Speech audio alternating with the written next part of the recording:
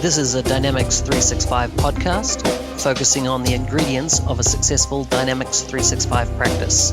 Your host is Business Solution MVP Mark Smith, otherwise known as NZ365 Guy.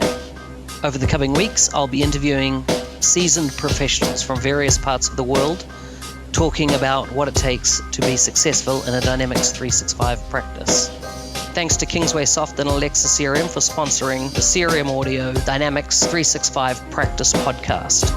Wordpress powers more than 25% of all the websites on the internet and is the number one choice for bloggers, websites, and portals. Because it is open source, simple to use, reliable, and extensible, Dynamics 365 has become the de facto standard in sales, marketing, customer service, and industry solutions. Now WordPress and Dynamics can work together thanks to the Dynamics CRM WordPress plugin built with love by Alexa CRM systems. Capture forms, engage your users and customers, all without writing any code. Control your site in WordPress while keeping your data in Dynamics 365. To build the plugin, Alexa CRM has created an open source Dynamics 365 PHP toolkit, unlocking the world of Dynamics for PHP developers. Download your 30-day trial from alexacrm.com/plugin and instantly create a portal by connecting Dynamics 365 and your WordPress site.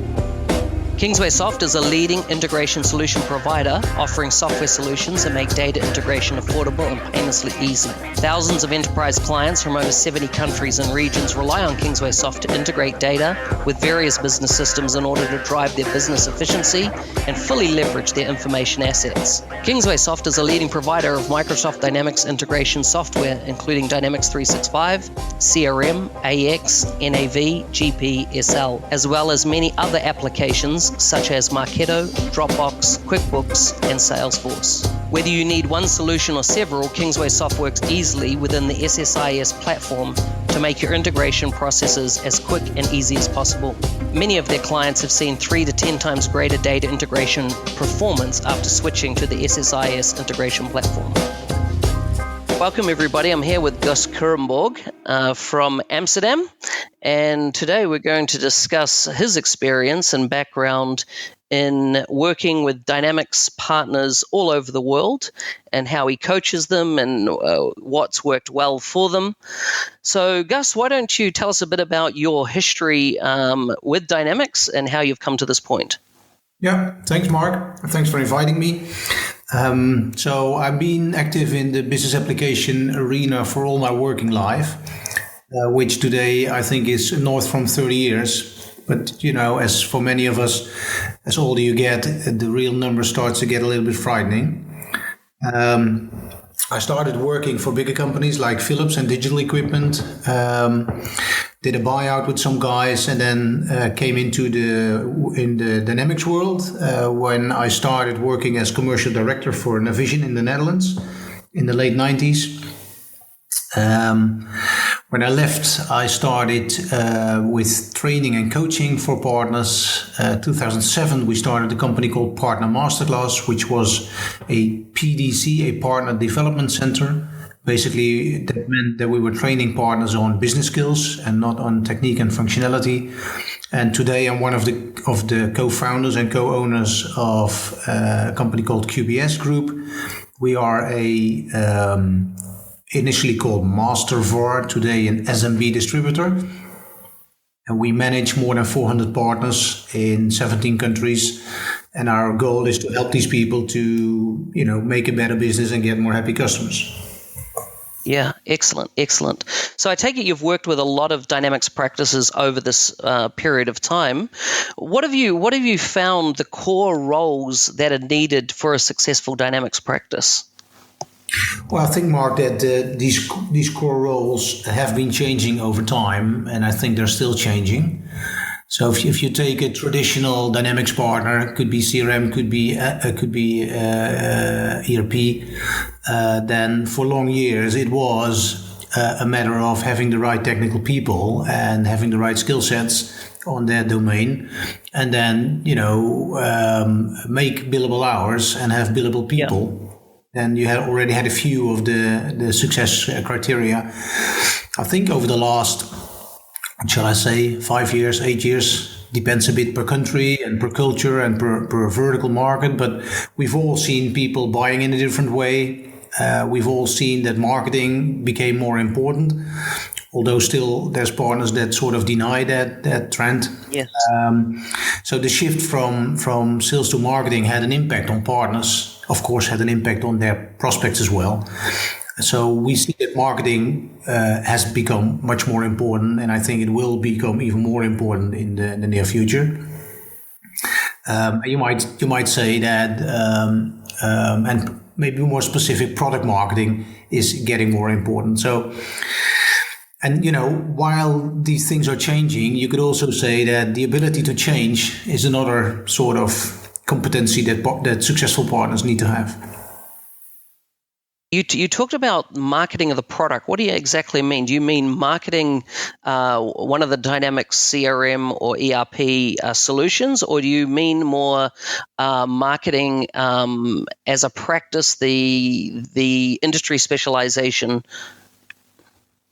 No, so when I say marketing, I mean marketing as a function for the partner. Yeah. So how do you position your solutions?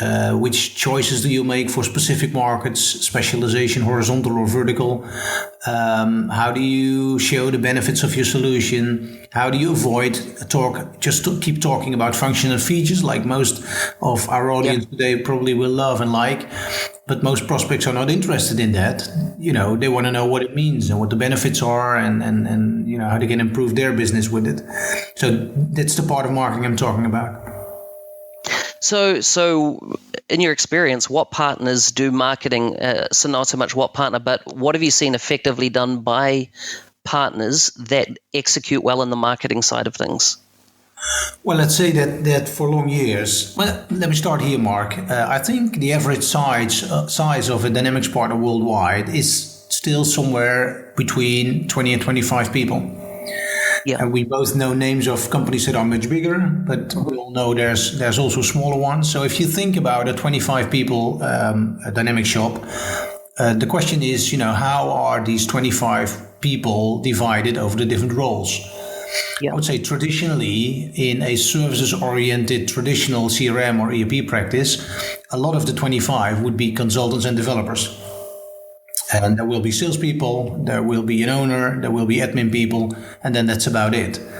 So if you then look more deeply to marketing, then in companies of that size, marketing is a combination job, and the other side of the combination job is often sales. Yeah. Now, we all know that it makes sense to combine marketing and sales, makes more sense than combining marketing and development, right? Everybody understands that. Yes. The sorry part of it is that marketing and sales have two completely different paces. So if you're the guy responsible for marketing and sales in your company and it's Monday morning like it is now, what do you do on Monday morning? Well, you do sales because you have to do these phone calls and you have to finalize your proposal and you get to sign the deal. And that's happening on Tuesday and on Wednesday and on Thursday. So at the end of the week, let's say 4:45, you sort of realize, shit, I didn't do anything about marketing. And then you still have 15 minutes left. Yeah. So typically that's what we call Friday afternoon marketing. And And, because of size, a lot of partners do have Friday afternoon marketing. And because of they spend so little, let's say, time and energy and focus on it, look at their websites, right? They're not really sort of the size that you say, I need to go back to see what's new because not much happening there. Yeah. What's the solution for that? I've seen a lot of businesses in the space that they get a project on, all their staff get billed out on that project, and they might have it for 3 to 6 months, and they're not worrying about sales, and all of a sudden the project starts to come to an end, and there's a panic, oh my gosh, we've got to get another customer on board, and there's kind of potential for a lull, and that causes stress for everybody in the business. How do you see businesses working around that and stopping going through that, fully billable to virtually no billable to try and get the next job on board? So my colleague Anne, she's our marketing manager in QBS Group. She recently wrote a nice blog, and the title was "Marketing as a Panic Button." And that describes exactly what you just said, right? So, we do a project, everybody's business with the project, and we keep on invoicing and everything's fine until the project's over, and then there's nothing left. Yeah. So if you look at the pattern of revenue of these partners, it looks like a sewing machine, right? It goes up and then it goes down, and then hopefully it can go up again. I'm not exactly familiar with the CRM statistics, but from the NAV statistics worldwide, I can tell you that the average number of new business deals over the last 12 months for an average NAV partner was 2.3. Wow. Yeah. If you realize that there's more than 120,000 NAV customers out there, 120,000, and they're all sold by partners, then you start understanding that, a lot of these partners were successful in the past, selling 10, 15, 20 new deals a year. But over time, the number of new deals slowed down, and it has several reasons. One of them might be, poor marketing, which leads to a small number of leads. But it also is you have a growing customer base that keeps asking for attention and takeaway capacity. And if you think about going from 20 to 15 to 10, and today is 2.3, my youngest son would predict that if you don't do anything, the 2.3 will be 1.8, will be 0.7, and then it's done. So, as a reaction on that, I think, Microsoft came up with this project Road to Repeatability. They changed in Cloud SureStep or Cloud SureStep for Dynamics 365, which was a project that started in the ERP side, so with NAV and GP partners, really helping these partners to build a product rather than a project business where you have standardized, verticalized, packaged solutions where you put more focus on marketing. And one of the ideas is, to still have billable people, but then billable based on many more new projects as a way to grow your business. Yeah. So at the recent Microsoft conference, I know there was more repeat about that. Do you see Microsoft really focusing with their partners around verticalization and that repeatability in special skill set type areas? Yeah, so I've been visiting the worldwide partner conferences, or Inspire as it was called this year, since 2004, and I've noticed, and I've been writing business reports all these years. So we have this call now, and I'm here in the middle of all kind of papers and draft versions and documents because the report should be ready next Friday. That's a professional report on all the happenings at Inspire, especially for Dynamics partners, and then specifically on, not just what's happening, but more what does it mean and what should partners do and not do based on that. Yeah. So my observation is that ever since 2004, Microsoft talked about specialization and verticalization, and this had partial success. So for my report, I had an interview with a guy called Jeff Edwards. He is responsible for Microsoft's partner strategies in SMB markets. And he's in the job for 10 years. So he has a nice view on the changes. And I discussed this verticalization stuff with him because what was surprisingly for me was this year was verticalization and specialization was a theme in the keynotes. And that did not happen for the last 13 years. So we talked a bit about specialization, and the conclusion that we had together was that partners in Europe, Europe, are much more verticalized than the ones in the US. Partners in Europe, in the north of Europe, are much more specialized or verticalized than the ones in the south. And in general, partners in ERP are more specialized than the one in CRM. So we see that's a big differences here. My gut feeling tells me that, most of the partners today compete with similar partners. So if I'm in Australia and I want to sell CRM, I know who the other CRM guys are. So, it's a group, it's a limited group. But if you think about moving to Dynamics 365, then the competition with Dynamics 365 will be 3, 4, 5-fold. Because you're not just competing with your old colleague CRM guys, you also compete with people that offer the ERP part, both NAV, GP, and AX. We know it's not all the same product, but at least they compete for the brand name Dynamics 365 and a high ranking in Google. So having said that, it means that, with more competition, it's even more important than in the past to specialize yourself and deliver added value. If you don't do that, you might just find yourself in a business where discount is everything, and that's not the best basis to build a healthy business. Yeah, so true, so true. So it's interesting you brought up about the competition then that's potential now between ERP and CRM partners that were traditionally quite different. Do you see a model developing, and have you come across partners that are already doing this, that are really starting to partner with other partners? So, for example, someone's very strong in ERP is going to partner with someone very strong in CRM space and have a relationship that's more than just, if you like, the next deal. So I see there's two options, basically, Mark. One is, let's say, in the domain of mergers and acquisitions. Again, Jeff Edwards, the guy with the overview of the worldwide channel, he confirmed that the number of M&E activities is huge at this moment. And he says the biggest sector is AX partners acquiring CRM practices. Wow. That's basically the biggest one. And the reason for that, he says, it's a pretty easy return on investment, because if you have a customer base with a lot of AX partners using the CRM module from AX, it's a relatively easy way to upsell Dynamics CRM once you have this practice. Yeah. So I would say acquisitions, merger and acquisition is one. And my expectation, confirmed with his, is that we can expect a lot of M&E activities going forward in the next months and years, just because of the fact that you can't say, I just deliver single category ERP or CRM. Because you need in Dynamics 365, you need both, as we know. So the second option could be cooperation. My observation in all those years in the channel is that the average Dynamics partner is not really great in cooperation, to put it mildly. I've seen partners that only try to cooperate if they're really into big problems, but always with a defensive reason and not so much with an offensive one. And of course, we know, there's always a few people that do it differently, but the majority, I think, was averse of cooperation.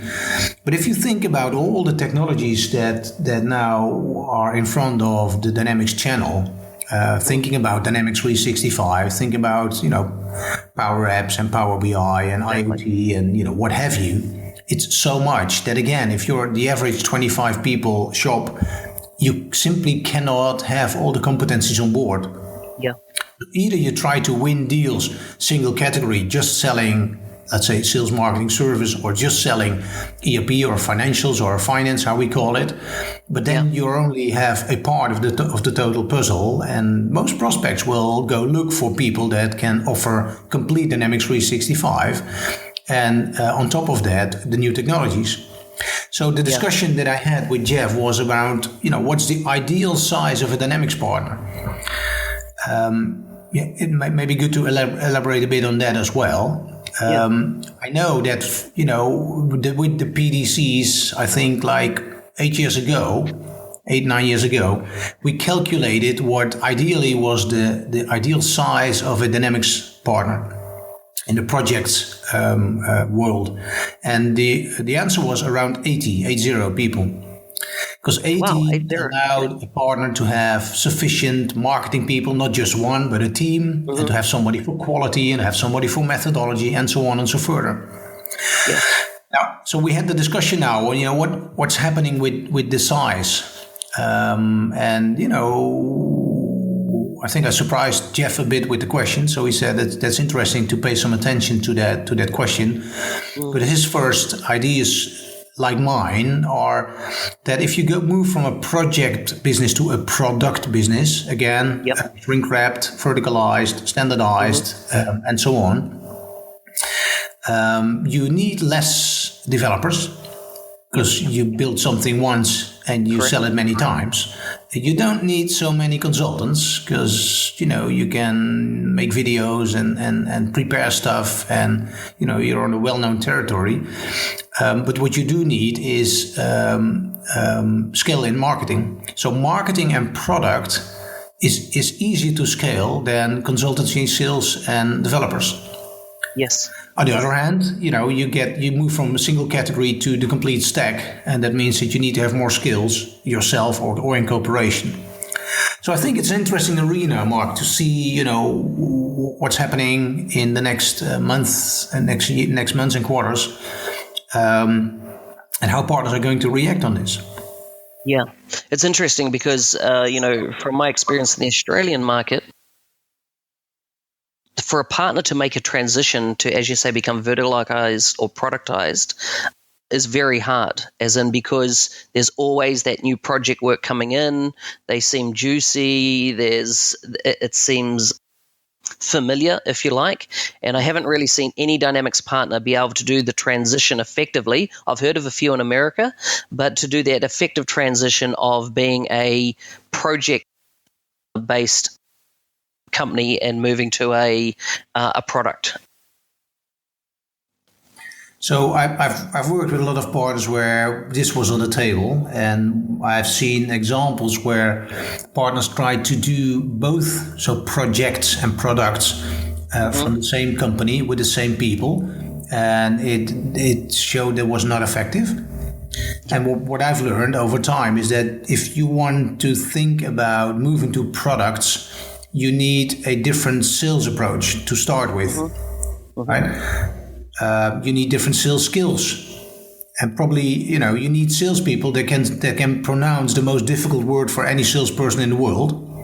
Yep, it's a short word. Maybe you know which word it is. No, what's the word? The word is no. So you need people that master the word no. Well, in projects, as we know, as flexible as the software is, you have always say yes, it is possible. Because yes, it's in the standard Dynamics. Yes, it's in my add-on, or yes, I can customize it for you. You think about a product, you need to say, this is in and the rest is not in, and maybe it's in the next version. So you need to be able to master the word no. That's the first thing, right? Secondly, you need to have consultants that implement what is available. And most of the consultants today want to implement what's not available. We can build it for you. Yep. Yeah, exactly. And then third one, I think important is that the cash flow and the money flow in products that are often based on rent models, your business model doesn't allow you to pay a lot up front and doesn't allow you to have a high customer acquisition cost. So you need to have a cheaper, faster, simpler acquisition process. And that means marketing should do more of the business. Marketing should do the heavy lifting. And you need to have salespeople that probably don't drive around the country in a big car, but be effective over the phone. Yeah. So all in all, if you want to move from a project business to a product business, you probably need to set up a second arm, a second activity. Yeah. Maybe with the same logo or a different one, maybe in the same building, maybe not. Maybe in the same market, maybe not. That's all to be discussed. But you probably need a different DNA to be successful in products. And I have examples, a growing number of examples of partners that do that and that are successful. So what's the timeline on a typical path of those partners that you've experienced, or what's the average of making that transition or into becoming more product focused? So I think the biggest hurdle, the biggest challenge, you might say, is the process in the head of the owner. Yes, that takes most time, and I've seen some examples of people who are very fast, really very fast. Matter of in a week after an intensive workshop or training, they saw the light, to say it that way. And I see partners after years they're still juggling and don't know what to do. Yeah, I think in general, with all the changes at Microsoft and with all the changes in products and with all the changes now in the marketing model, Microsoft announced this one commercial partner approach in last month in Washington. Again, that's a new change. I see a big part of the channel doing nothing, and some even act a bit paralyzed and look into the lights of the train that is coming fast. Yeah. And I think that's not good. Partners should move and should do things, because not doing anything is not really the right strategy, as we all know. Yeah. So interesting. We've talked about, focusing in on the product and owning repeatable IP, if you like. What about now, though, that, you mentioned it before, we have Dynamics CRM, we have Dynamics, from an ERP perspective, we've got Power Apps, Flow, Power BI, more and more, any implementation is going to involve Azure these days. And then there's the whole integration with Office 365. So it's almost like the partner's skills are needing to go very broad while we're also saying, hey, you need to stay very focused. How do you see partners handling that? Well, if you say broad and focused, I think that we are, the move that I see is that most partners are great in product, right? And not just the product people like the consultants and developers, but the sales and marketing people and probably the owners are into the product as well. Yeah. Interesting observation, Mark, is that from all the business owners from Dynamics partners worldwide, only 2% have a marketing background. Wow. And to me, that explains why in many partner organizations, this discussion around marketing budget is such a tough one. Because there's still a large amount of partners that think that marketing is a cost. Where I would say marketing is an investment because that's the oxygen that keeps your business running. So a big chunk of the partner background is sales or product. Yep. And there's a lot of people that run a business, but the business owners are product-driven people. Well, that's not good or bad. It's just an observation. My belief is that, we're moving into an era very fast where everything that you want to know from a product is available online. Yeah. If you think about the vast amount of information that Microsoft spreads out about Dynamics 365, the YouTube videos, the documents, the ebooks, the checklists, everything you can think about is online. And I had a discussion on that with Marko Perisic. He is the Microsoft guy responsible for Dynamics 365 in the SMB market. And we talked a bit about his blogs on LinkedIn, where he openly discussed all kind of functions and feature stuff or positioning stuff. And I said to him, Microsoft used to be an NDA company. You need to sign for everything. And it was all, a bit spooky. Yep. So I said, what's the change? And he said, that's from the old days where we had a new version every 2 years. We're moving to an era where we have new versions every month, every week, every day, if you like. So, we simply cannot afford this NDA stuff anymore. And the positives of discussing things in all openness are better than, the damage that we could have that competitors can read it. Yeah, yeah. So, so the products are available. That's my point. And, I think that a lot of partners know a lot from products, but most partners don't know enough from their customers. Yeah. So if you say focus, I would say to partners, if you have the choice, I would say focus less on the products. Of course, you have your product people, but think about your sales and marketing people. I would love to see them to know everything from pet food industry, to know everything from lady hairdressers, to know everything from, hospitals or whatever, and read more about that and become part of that ecosystem. Drink what they drink, eat what they eat, read what they read. So I would say that partners should focus much more on that. And then I believe that it's inevitable that partners start cooperating more than they did before. Now, we are involved in a company called Dynasource. I'm not sure if you heard of that. No. So Dynasource is sort of a partner-to-partner platform. So you can say on Dynasource, the skills or the capacity you're looking for. So I'm looking for a Power Apps person responsible or experience with X years of experience in the Melbourne region. For a project that will start in 3 weeks from now, and I need a person for 2 months, 2 days a week, something like that. Yep. Well, in today's analog world, it's very, very hard to find somebody like that. It costs you a lot of time and money to find. And with Dynasource, you can find such a person easily. And the other way around, if you have people sitting on the bench because there's a delay in a project or whatever, you could say, I got somebody available, so it helps you to be more billable. Now, I strongly believe, since we're all moving from single category, be it CRM, be it ERP, to more and more of the Microsoft stack, which is, Dynamics 365, which could be Microsoft 365, which was announced in Washington, which could be all the new technologies that you cannot afford to have with your 25 people company. Cooperation is the one thing. So I would say, you can find your expertise and technical skills with tools like Dynasource. But the way you set yourself apart from competition is to know more from your customer's market and your customer's business.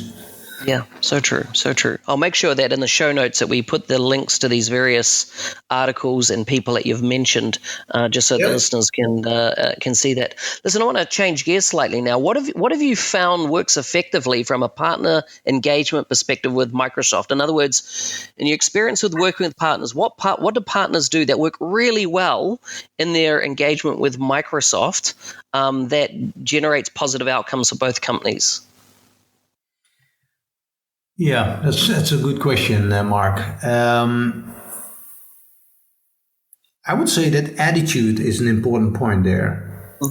Attitude as in, but there's always tension between Microsoft and partners, right? Microsoft wants you to generate more business, and they say, how's your pipeline and how are the deals doing? And the partners always say, where are the leads? Something like that, or where's the marketing budget, right? Yep. It's often short-term focused. And the tension is not always positive. I would say, just a small, let's say, anecdote from my time working for Navision Software as commercial director in the Netherlands.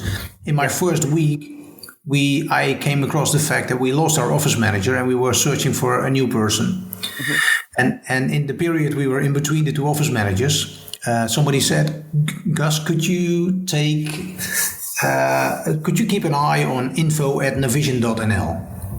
Right. So I said, that's good. And I found in my inbox leads from companies interested in Navision. But I was green, I was new, I didn't know. I know we had partners, but not, which were the good or the bad ones or whatever. But I had a job in my first days to start spreading out leads, which was far from easy.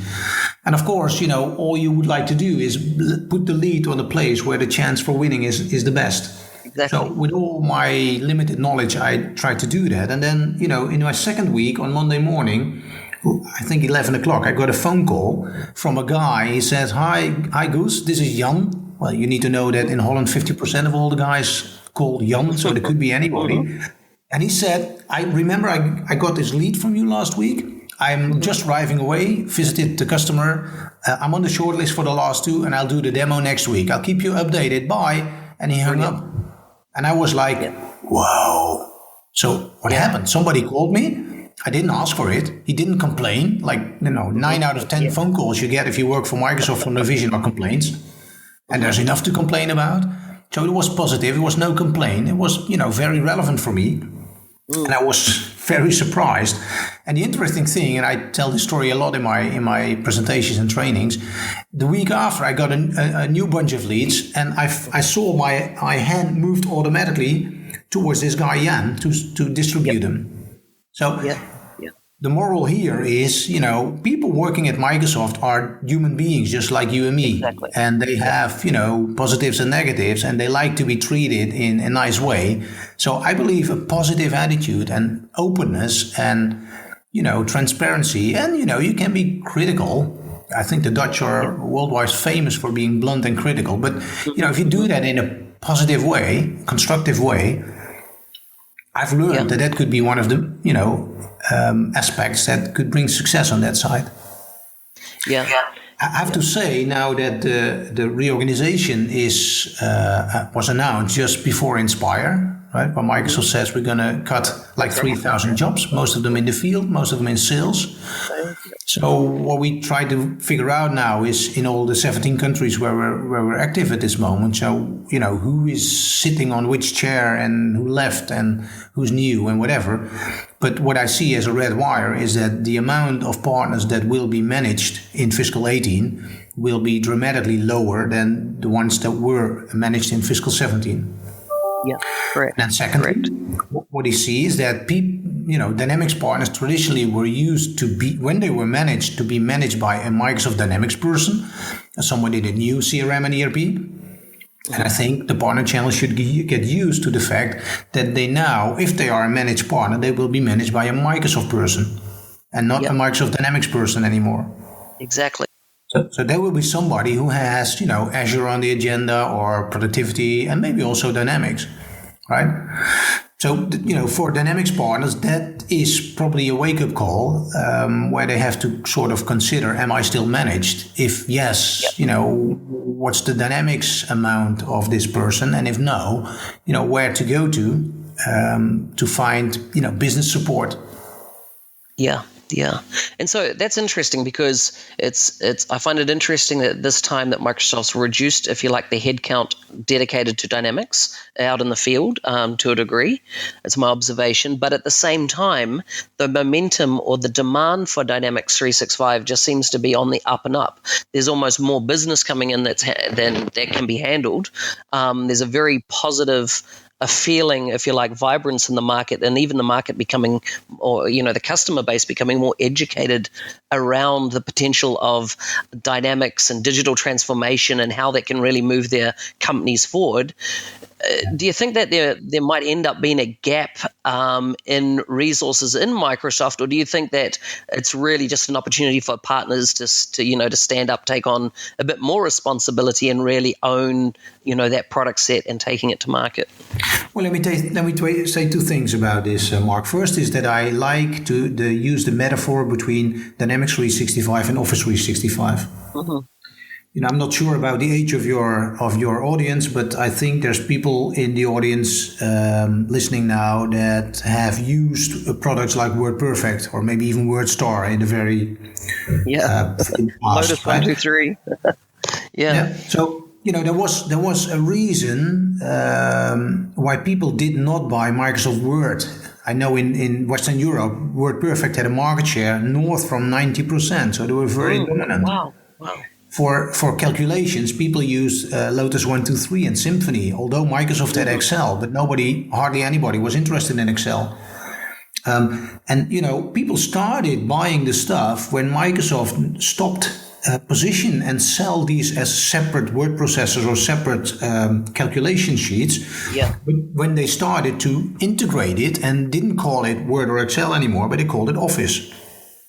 Mm-hmm. Another interesting thing is that, Excel and Word costed $400 per license. And when Microsoft added the two and put PowerPoint on top of that, it was not for the price of 3 times 400 is 1,200, but they said something like 600. Mm-hmm. So what they did, they combined and integrated it, positioned it as a suite, and dropped the prices. Yeah. But if I look at what Microsoft's doing now with Dynamics 365, I see some similarities. Mm-hmm. Prices go down, product get integrated and will be integrated over time, right? Yep. So, and then the question is, do you expect Microsoft to have Excel salespeople? No, but I think they had in the past. Yeah.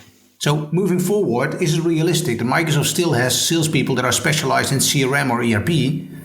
Or do we believe that it's better if Microsoft, has people that can position all the stack and might have specializations in IoT or maybe Dynamics 365 or Microsoft 365. So as soon as we aggregate solutions to smart bundles with smart pricing, I would say the products now get more integrated. The next step is that Microsoft should have a field organization that can handle this integrated stuff. And then the third and the last part is that the partner channel should be able to handle this integrated solution. And that's where the M&E or the cooperation comes around the corner. One is this metaphor with Office and Dynamics. I think it's a relevant one. I think it's also a good one that your listeners could use in their discussions with their prospects. Right? If they use Office, you could ask them, why did you switch from Lotus and WordPerfect to Office? And they will tell you it's about the integration. Well, that's the same reason and the same arguments they could use to move away from Sage and Sugar CRM to Dynamics 365. Yeah, so true. Right? So the second thing is that the amount of, let's say, partners that gets direct managed by Microsoft will decrease or is decreasing. By the way, outside of Dynamics, there was only like 5% of all the partners worldwide were managed directly with Microsoft, only 5. Yeah. And I think in Dynamics it was sort of 30%. So, if we say Dynamics becomes mainstream, it means that Dynamics is not an exotic island anymore, but it's going to be part, finally, after all these years, of the total Microsoft organization. It also means they get the same metrics, they get the same structure, they get the same whatever. And what we see is that partners that will not be managed by Microsoft anymore, and also partners that want to be new, as you said, there's a big market demand, and there's a lot of people that see the potential of Dynamics 365. Well, Microsoft moved Dynamics 365 to the CSP arena. CSP stands for Cloud Solution Provider, which is a license model that is basically based on indirect business. So you could say that the move from standalone CRM and standalone ERP to Dynamics 365 is combined with the move from direct Microsoft approach to an indirect with CSPs and disties. Yeah. And I think, the partners that want to jump in and the partners that want to expand and whatever will experience that Microsoft more often than in the past will say, find yourself a good distributor or a good CSP company that can help you. Yeah. So, but you see this, the CSP is selling as in more than just dropping the licenses. They've got to provide that end-to-end solution?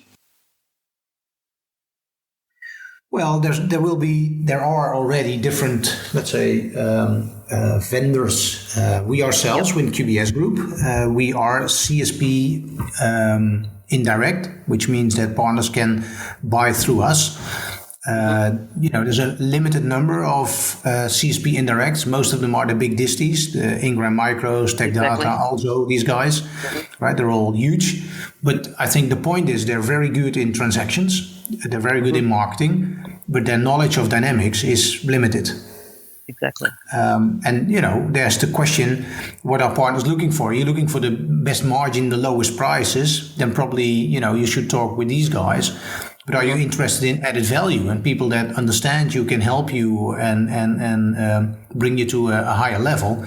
Then it's probably good to also have a look at the value added disties. Yeah.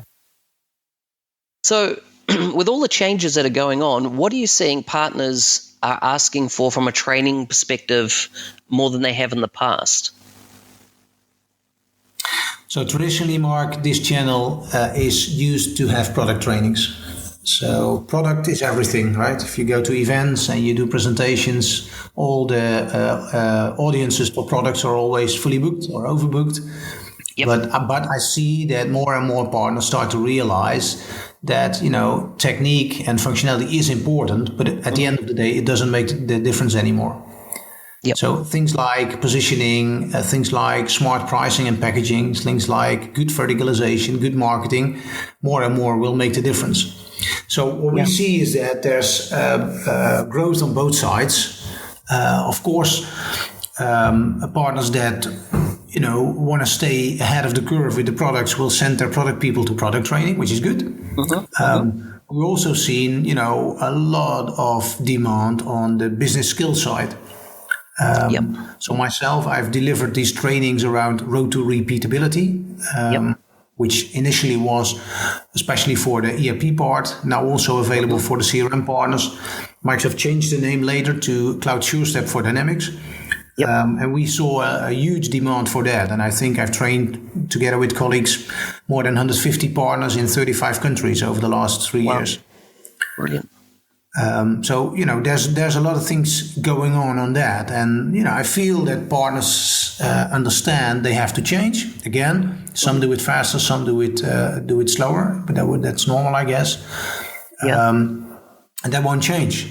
So we all know that our parents learned a job and they did that job 40 years. And, what we learned is effective for 8 years or 4 years, and we have to change all the time. Not that we all like it so much, but it's fact of life, I guess. Yeah, so true, so true. What you covered there was around that, people are in their jobs for, if you like, shorter periods of times, or they'll do career switches. And I notice a lot of people in the Dynamics channel accidentally fell into the channel, or they fell in love with the product. They got assigned a project for whatever reason and found, wow, this is an incredible tool set that can build many solutions. But then I find that a lot of people are just self-learned. There's no formalization in that process. Are you seeing more partners that are short of, if you like, skilled headcount? And I know you mentioned Dynasource there as another place to bridge that gap. But what are partners doing to really find the skills without just, if you like, taking them from other partners and having, a bunch of people just, if you like, churn around the industry? So I think that, many business owners realize that just stealing the best people from your competitors is not the best way going forward. Because at the end, prices go up. It might be nice for this consultant or developer to get more salary all the time. But, we should have a bigger audience rather than circling around and recycling the ones that we already have. Yeah. So we started an initiative in QBS to set up a program called Dynamics 365 Accelerate Program. And basically what we do is we offer a program for partners to build a new practice. So we started with a CRM site, and we just finished our first round in Netherlands, and we're going to start next month in, I think, 4 more countries in Europe. And what we do there is it's a combination of learning people, let's say, the skills, teaching the skills. And of course, there is the Dynamics Learning portal where you can find all the stuff. But if you talk to partners, they say it's great, but at the end of the day, you need to have a lot of discipline to keep on doing what you need to do. And then you just talked about the juicy projects. There's something going on. Your boss wants you to do this. Maybe you can postpone it a week or whatever. At the end of the day, there's many, many dropouts. The interesting thing, I saw in an article this morning in a financial newspaper in Netherlands talking about this distance learning. And it talks about the experiences of big universities all over the world. And they, these professors used to have 50 people in a classroom, and now they have 60,000 people on the internet. Wow. But the impact is that because there is no working together, we don't see each other, there is no somebody who ticks on your shoulder or whatever, the effectiveness has dropped dramatically, and there's only less than 5% of the people that do it electronically that are successful. So what we decided to do in this program is we said we're going to offer DLP, but we have a very experienced trainer, and there will be a telephone consult for the group of people of 1 hour every week. So they can raise questions and give answers. You can learn from the questions and answers you get from your colleagues or the other partners in the room. And you get warnings like, mind you, next week you need to reserve 12 hours. If you don't do that, right? It's gonna postpone and whatever. You get into the problems. So we started doing that. So that's, functional and technical training, but we combined it with a workshop for strategy. We combined it with help in specialization and find which vertical you should go in. And then at the end, we combined it with a program called Take the Lead, where we can help partners really nurture prospects and create leads, sales qualified leads. And we help them to close deals. So that's a very interesting, I would say, end-to-end program. Microsoft embraced the program, so we're going to work together in the next few months in Western Europe to roll out this program. And that is a way for a ERP partner to say, okay, I can acquire a CRM partner, I can try to cooperate, but the third option then is to build one in a structured way. Same will be relevant for CRM partners that might consider to also start doing the ERP part in order to be able to be a one-stop shop. No, it's definitely I see myself as a growing demand is that how that education or learning or training is delivered, where everything has gone online. You mentioned the Dynamics Learning Portal, but I just had colleagues other Dynamics MVPs talking about where's the classroom training. There's still people want an element of talking to a real person and understanding than just watching videos and having it delivered that way. Yeah, yeah. But especially with your background from New Zealand, Australia, there's areas in the world where the distances are so huge that the TE cost will drive you to do e-learning anyway, right? Yeah, exactly. But we found that this combination of DLP and then somebody you talk to for an hour every week, as if you go to the doctor with your problems, right? That so far seems to be a good one. Yeah, no, very good, very good.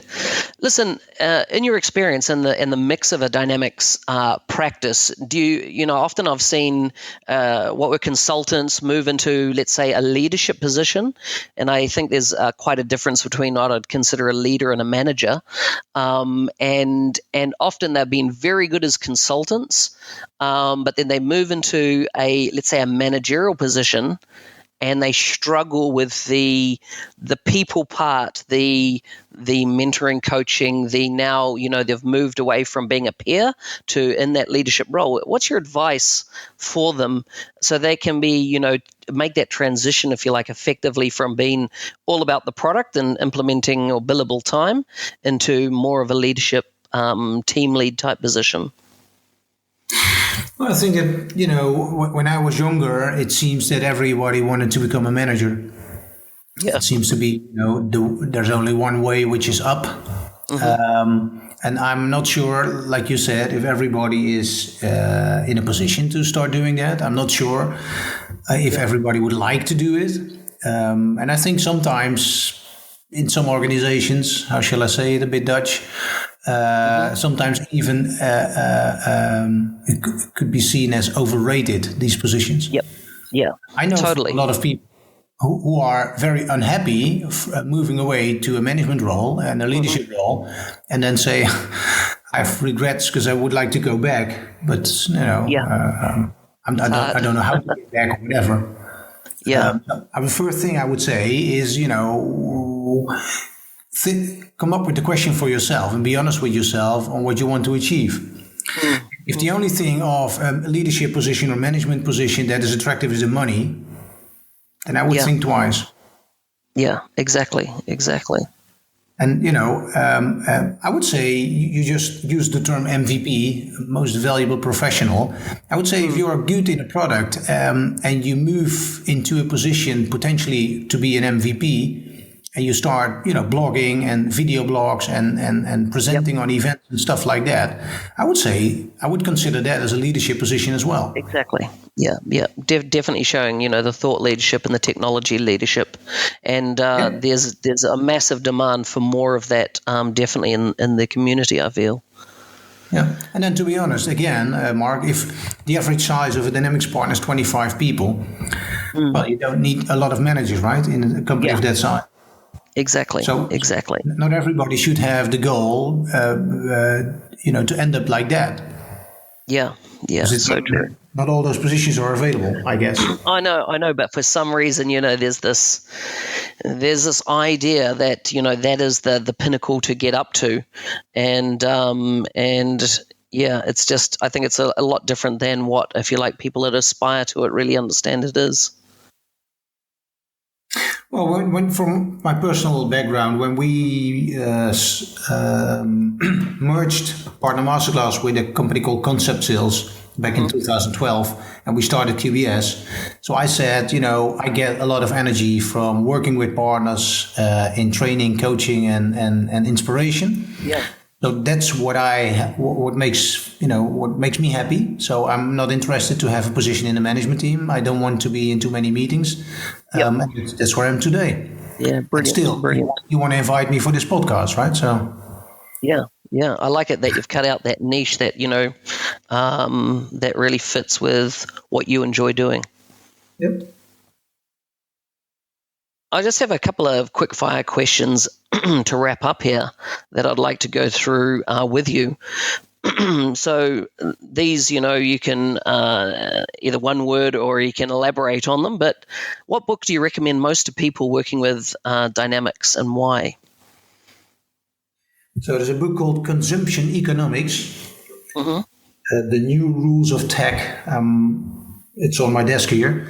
And that book describes the changes in buying behavior that's going on in the market and the impact that has on IT vendors. And I would say, again, you're not surprised, it's not a product book, right? But it's a book about business changes. And I would say that it would be great if many business owners that have doubts or not sure what to do would read this book, to understand what's going on and get a feel of where we're heading. It's not a Microsoft thing. This new buying behavior is all over the place, and we do it ourselves as well. Yeah, right? Exactly. No, it's brilliant. It's brilliant. Vacuum cleaner or your camera, we don't go to any shop. Maybe we don't visit the shop at all, but we start online, right? And that has a big impact. So true. What's your favorite app and why? What app do you use most on your phone? I use WhatsApp as my most favorite app. Do you go to? It's definitely become popular all over the world. What's your daily ritual that set you up on the path for success for the day? What would you try to do each day to set you on the path for a successful day? Well, I try to create something, and that's not always easy because of full agendas, but I like to write a lot. I write blogs. I started my career as a vlogger, a video blogger last month in Washington. I've been coached by my youngest son. He's 14. And he said, Daddy, if old people like you try to make a selfie, you always make the same mistake. So I said, what's that? And he said, you keep your camera too low. And people see how ugly you are. So you need to put your camera on top, right? From top down. And, I made a series of vlogs on Inspire. If you go to the QBS Group website, you can find them. Excellent. And I said, I'm coached by my kids on doing that. And even coached by partners on making improvements, right?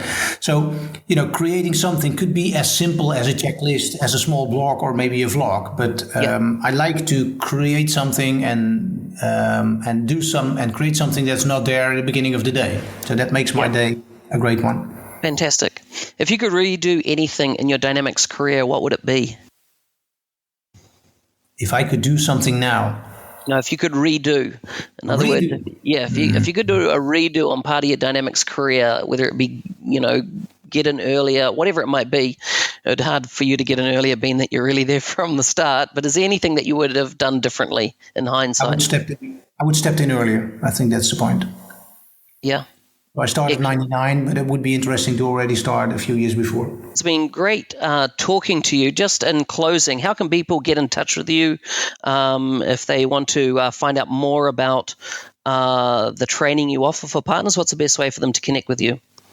So I live on LinkedIn, like I think most of us will do. So that's an easy way to find me there or send me a private message. My email address is gk from Guus Krabbenborg, gk@qbsgroup.com.